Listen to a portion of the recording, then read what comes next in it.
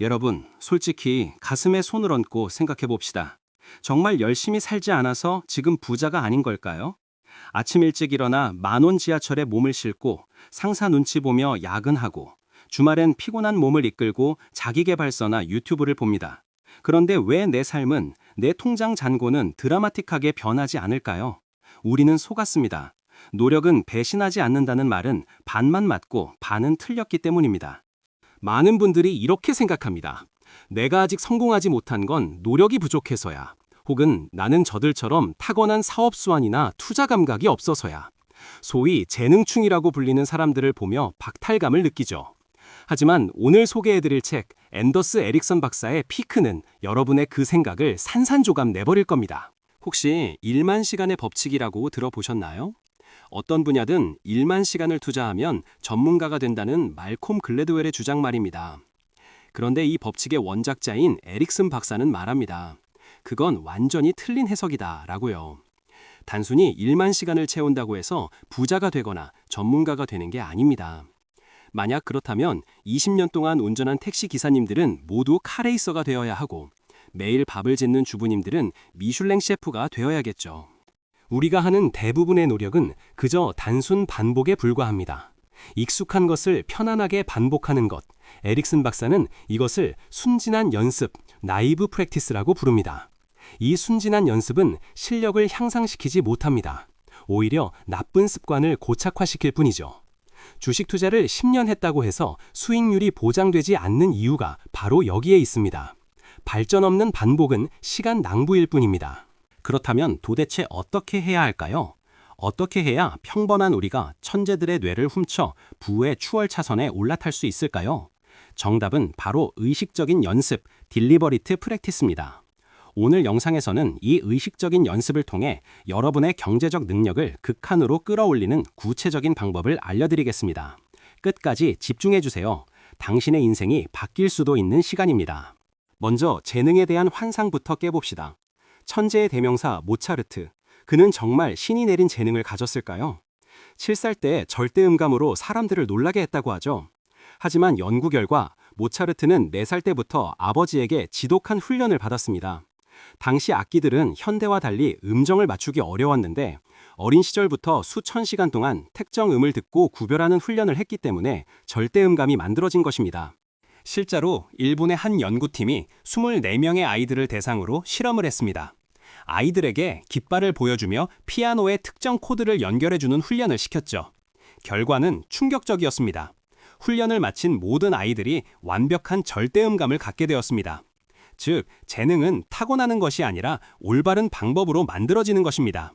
부자가 되는 능력도 마찬가지입니다. 이것이 가능한 이유는 우리 뇌의 가소성 때문입니다. 런던의 택시기사들은 복잡한 런던 시내에 2만 5천 개 도로를 전부 외워야 면허를 딸 수 있습니다. 이들의 뇌를 MRI로 찍어보면 기억을 담당하는 해마 뒷부분이 일반인보다 훨씬 큽니다. 훈련이 뇌의 물리적 구조까지 바꿔버린 겁니다. 여러분도 부자가 되는 뇌를 만들 수 있습니다. 나이가 많아서 머리가 굳었다고요? 그건 역시 핑계입니다. 자, 이제 본격적인 방법론으로 들어가 봅시다. 의식적인 연습의 첫 번째 조건은 컴포트 존, 즉 편안한 영역을 벗어나는 것입니다. 헬스장에서 매일 똑같은 무게의 덤벨만 든다면 근육이 커질까요? 절대 아닙니다. 힘들어서 땀이 나고 근육이 찢어지는 고통을 느껴야 성장합니다. 일도 투자도 마찬가지입니다. 익숙한 방식, 편안한 수준에서만 머물면 절대 부자가 될 수 없습니다. 여러분이 주식 투자를 한다고 가정해 봅시다. 매일 뉴스 몇 개 보고 유튜브 추천 종목을 사고 기도하는 마음으로 기다리는 것. 이건 편안한 영역입니다.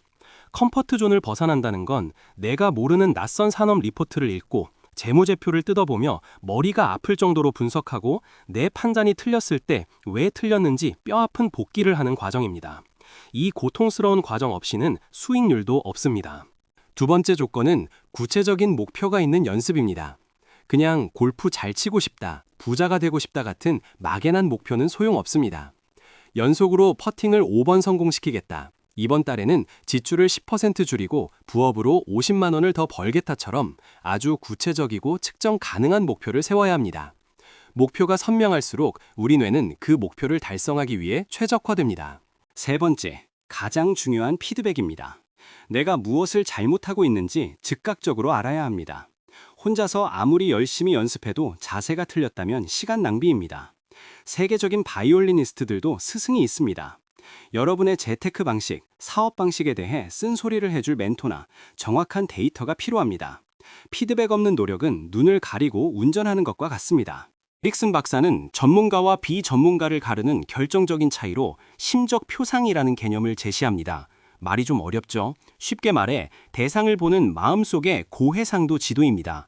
체스 마스터는 체스판을 볼 때 말 하나하나를 보는 게 아니라 전체적인 판의 흐름과 패턴을 봅니다. 일반인이 나무를 볼 때 전문가는 숲 전체의 생태계를 보는 것이죠. 부자들에게도 이 심적 표상이 있습니다.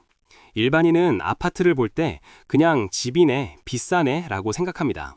하지만 부동산 고수는 그 아파트를 보는 순간 입지, 학군, 교통, 미래 가치, 대출 전략까지 하나의 입체적인 정보 덩어리로 인식합니다. 이 심적 표상이 얼마나 정교하게 구축되어 있느냐가 바로 여러분의 부의 그릇을 결정합니다. 그렇다면 이 심적 표상은 어떻게 키울까요? 바로 모방과 분석입니다. 여러분이 롤모델로 삼는 부자나 투자자가 있다면 그 사람이 왜 저런 판단을 내렸을까를 끊임없이 역추적해야 합니다. 워런 버핏이라면 이 상황에서 샀을까 팔았을까? 왜? 라고 스스로 질문하고 답을 찾아보세요. 그들의 사고방식을 흉내내다 보면 어느새 나만의 심적 표상이 만들어집니다. 네 번째 조건은 완전한 집중입니다. 의식적인 연습을 할 때는 스마트폰을 보거나 딴 생각을 해선 안 됩니다. 에릭슨 박사는 하루 4-5시간이 인간이 고도의 집중력을 유지할 수 있는 한계라고 말합니다. 직장 다니면서 4시간을 내긴 힘들죠? 그렇다면 하루 딱 1시간이라도 좋습니다. 그 1시간만큼은 세상과 단절하고 오로지 실력 향상에만 몰입하세요. 멍한 상태로 보내는 3시간보다 몰입한 30분이 훨씬 값집니다. 의식적인 연습을 하다 보면 반드시 벽에 부딪힙니다. 성장이 멈춘 것 같고 실수가 반복됩니다. 이때가 가장 중요합니다. 하수들은 여기서 포기하거나 재능 탓을 합니다. 하지만 고수들은 이 정체기를 신호로 받아들입니다. 아, 지금 내 방법이 한계에 다다랐구나. 다른 방법을 시도해야겠네. 실패는 내 능력이 부족해서가 아니라 내 연습 방법이 잘못되었다는 데이터일 뿐입니다. 이 모든 것을 정리하면 3F 원칙이 됩니다.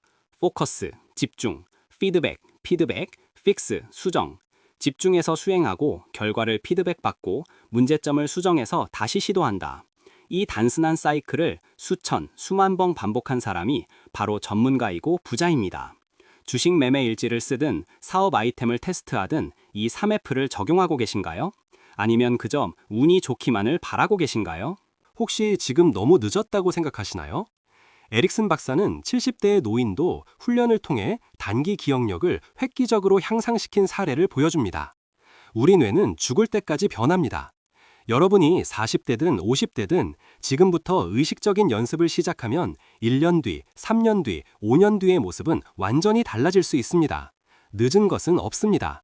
멈춰 있는 것이 문제일 뿐입니다. 지금 당장 회사를 그만두고 투자를 하라는 게 아닙니다. 현재 직장에서도 의식적인 연습을 할 수 있습니다.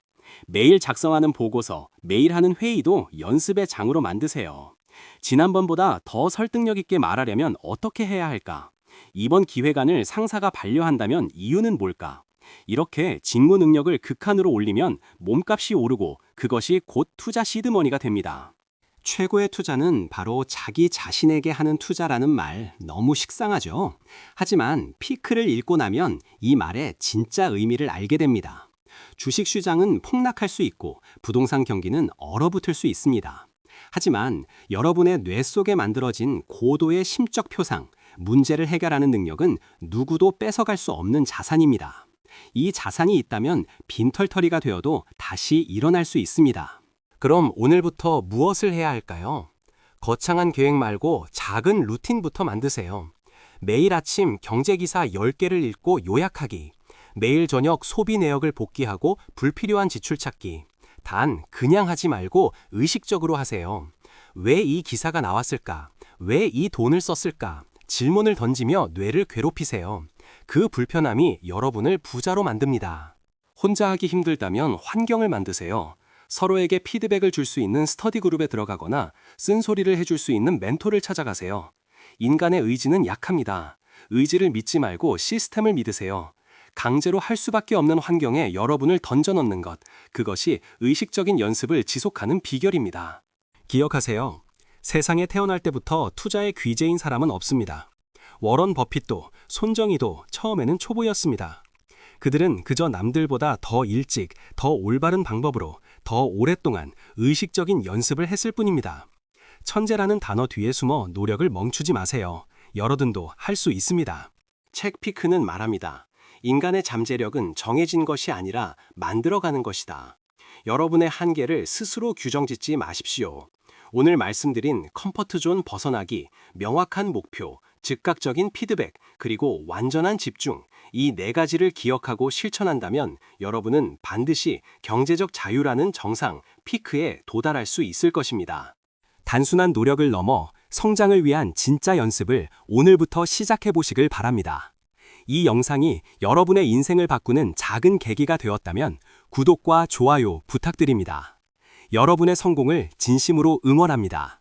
감사합니다.